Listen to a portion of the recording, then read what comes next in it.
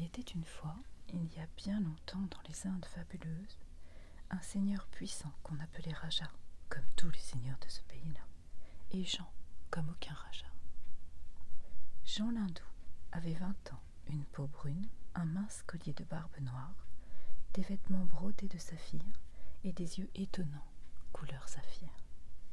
Tous les autres Rajas ont les yeux bruns, d'un brun très soutenu, mais Jean le Raja avait les yeux bleus foncés, le bleu de la mer quand le soir tombe et l'assombrit, le bleu même du saphir.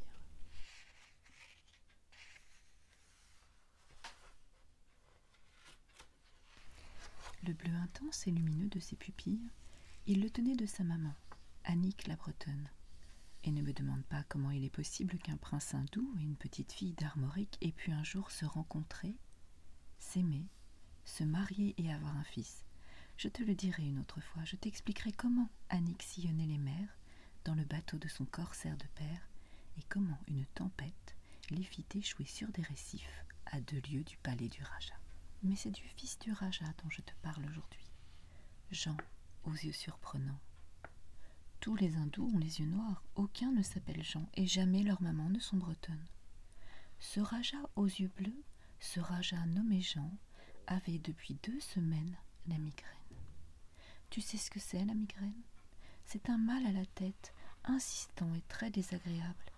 Les mandarines ont goût de coton quand on a la migraine, et les trilles de l'oiseau se mettent à ressembler à des coups de marteau.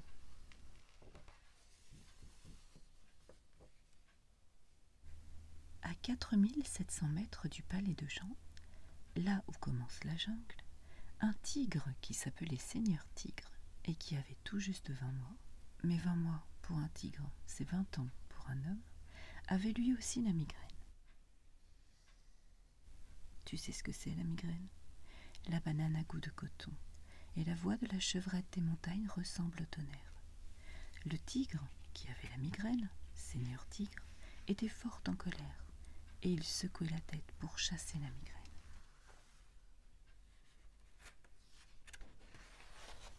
Le Raja qui s'appelait Jean et qui avait la migraine était fort en colère, et il secouait la tête pour chasser la migraine comme on secoue la tête pour chasser un moustique.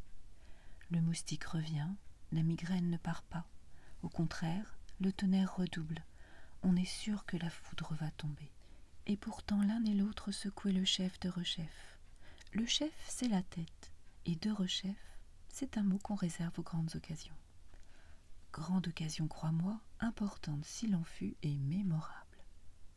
Tout le monde dans le palais du Raja Jean marchait sur la pointe des pieds. Tous les animaux faisaient dans la jungle un détour plus grand que d'habitude pour ne pas s'approcher du Seigneur Tigre.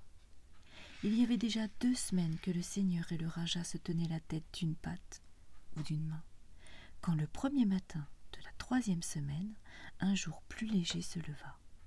Le magicien astronome qui dans le palais regardait à la loupe le marc de café et au bout de sa lorgnette l'étoile du berger, qu'on appelait aux Indes l'étoile du chevrier, s'écria devant ses 2 pages chahuteurs, pour une fois silencieux, « Un événement fabuleux aura lieu aujourd'hui. » Tout le monde retint son souffle chez le Raja comme chez les jardiniers. Les villageois, on ne sait comment, avaient été mis au courant. Ils attendaient le prodige et cessèrent de respirer.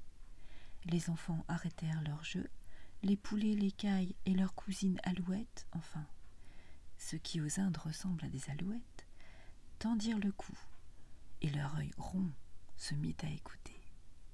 Un événement fabuleux allait se produire. Dans la jungle, le cobra sortit de son sommeil et déroula ses anneaux en un immense point d'interrogation. L'antilope arrêta net sa course, et l'oiseau de toutes les couleurs se mit en attente, dressé sur une pétale de fleurs. Le tonnerre allait-il se faire entendre? L'éclair allait-il déchirer la soie bleue du ciel? Le torrent allait-il décider de remonter la montagne à l'assaut du soleil? Non. Ce qui se passa ne fit pratiquement aucun bruit, et personne n'en aurait rien su si les villageois, les animaux de la jungle, le tigre et le Raja n'avaient eu ce jour-là une oreille capable d'entendre pousser l'herbe. Sur une montagne d'Occident, à mi-chemin de la mer et du soleil, une jeune fille venue de nulle part, et qui dormait à côté d'une chevrette blanche, venue elle aussi de nulle part, se réveilla et étendit vers l'azur du ciel ses bras dorés. « Il va faire beau, chevrette, ma sœur, l'air a goût de miel et de jeunes feuilles de noisetier. » Elle se leva, la chevrette aussi.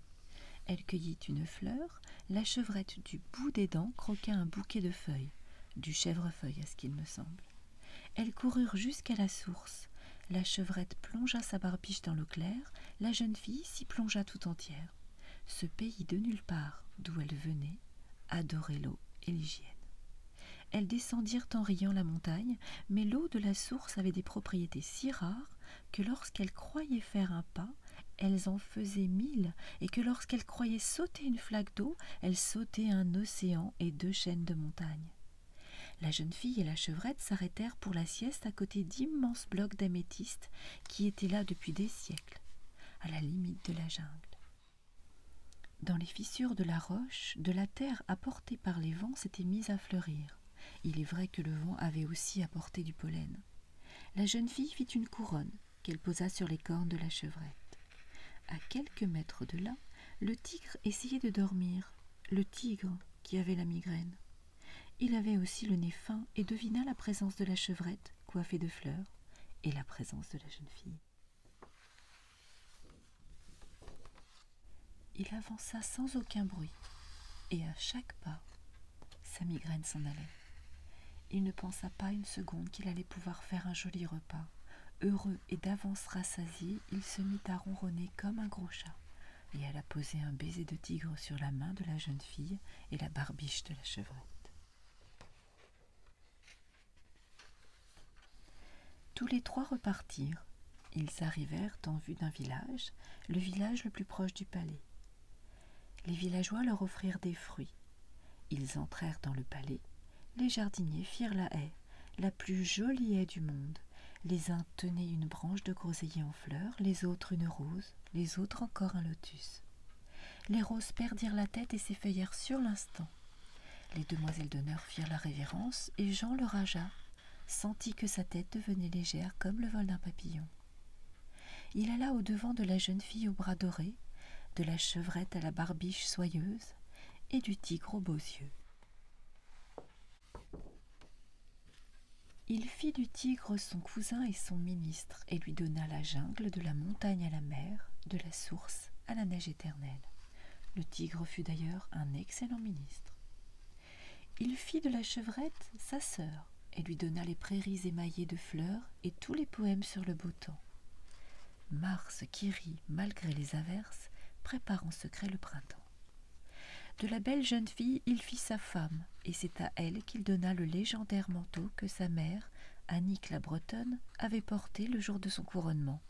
Un manteau au dessin merveilleux, au dessin rehaussé de rubis aussi rouges que ses lèvres, de saphir moins bleu que les yeux du prince. Elle porta ce vêtement splendide le jour de son mariage, et à nouveau tous les dimanches. N'est-ce pas elle qui inventa l'habit du dimanche ? Mais dimanche ou semaine, plus personne n'a jamais la migraine dans le pays du Raja aux yeux bleus et de sa femme aux bras dorés. On peut assister à de grandes fêtes dans le royaume qui s'étend des montagnes d'améthyste à la mer, de grandes fêtes quand commence le printemps. Si ce jour-là on aperçoit un tigre et une chevrette buvant à la même fontaine, on peut être sûr de vivre 1000 fois 1000 ans et d'être heureux tout le temps. Il paraît même qu'il suffit de les